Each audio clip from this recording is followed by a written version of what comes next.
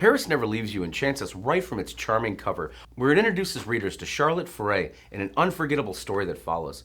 Please take viewers inside your creative mind as this remarkable character was first coming to life.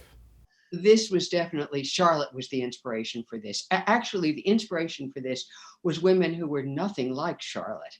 And that's what I found interesting, because I read a lot about World War II. It's an interest. And I read about so many women who were heroic, who risked their lives spying for the Allies and working in resistance and working to defeat the Nazis. And I started to think, not over a long period of time, I didn't start to think, it kind of evolved.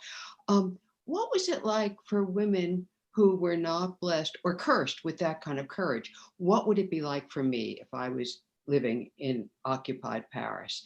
And then the second part of that is, what will you do to survive as an individual?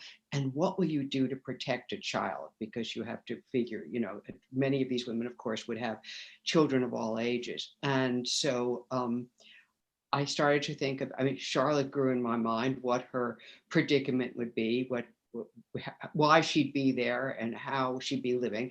And then Vivi grew up, and she was a baby during the occupation. When they came to New York, she was a teenager. Because of my relationship, I don't have children, my relationship with a particular niece, when we're still close, while she was growing up, we were very much in each other's lives. So that became part of it. From the standpoint of the Nazi occupation and literally everyone who lived under the sense of danger that hung over them during that entire time of the war, it's so central to the story, and you really made readers feel it through the characters like Charlotte and her daughter Vivi. Well, there's so much information, obviously, on the Holocaust, and there's quite a bit on Paris, on France, obviously under the occupation, and it just, the more you read, the more you realize how terrifying this was, and danger lurked all around you. It wasn't just Nazi soldiers or anything. It was neighbors were turning each other, and you never knew who was going to report you. One of the really interesting things for me is how the same people, there were no all, well, of course, there were some very evil people and some very heroic people, but the same neighbor could be very generous at one point, and for his own uh, reasons, or her own reasons, turn you in for another, or be threatening for another. Um, Something came to me as I was working about this I hadn't thought of in years. It had been very much a part of my childhood. My parents went to Europe on their honeymoon. This was about the time Hitler came to power. And they went to see some of my father's relatives. This was in Poland. And a cousin said, "Get out now. Do not stay in Poland another day." Now, my parents were American citizens. They'd been born here, but they were Jews. And the feeling was, just get out. It is so dangerous. And I hadn't thought of that. My mother told me the stories when I was a child. I hadn't thought of that in years until I started working on this book.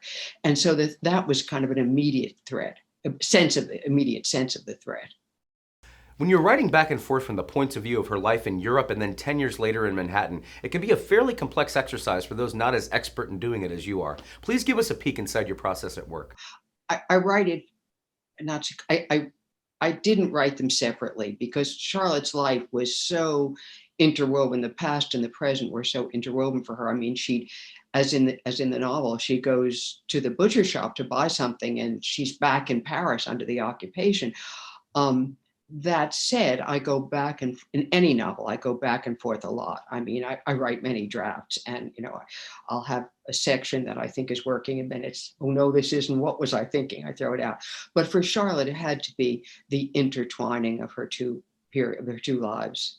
Novels often depend on supporting cast characters like pillars to hold up the story and move it forward as reliably as they do the lead protagonist, especially in a story like this one. Talk a bit, if you would, about Vivi, Horace, and Hannah Field, and other supporting characters' creations in this respect. You often don't know. When you start out, you don't know which characters are going to become more important. I mean, you can have a plot, but they don't always behave the way you want them to. In fact, it's a lot more fun when they don't. And Vivi just grew. I mean, I said, she was an infant in Paris, so she was not much of a character. But once I got her to New York, in a world I knew, and a world, in fact, I live in the sense that she goes to school. I live where there are a lot of private schools, and I see these young girls when I go about my business in the neighborhood. And it's just, she became more and more real to me as I watched her and thought about these young women. Is it an enjoyable moment for you when a new conclusion emerges that wasn't quite the original ending you had in mind when you started a story like this one? Absolutely. I mean, um, as I said, I love it when the book takes me places I hadn't expected to go.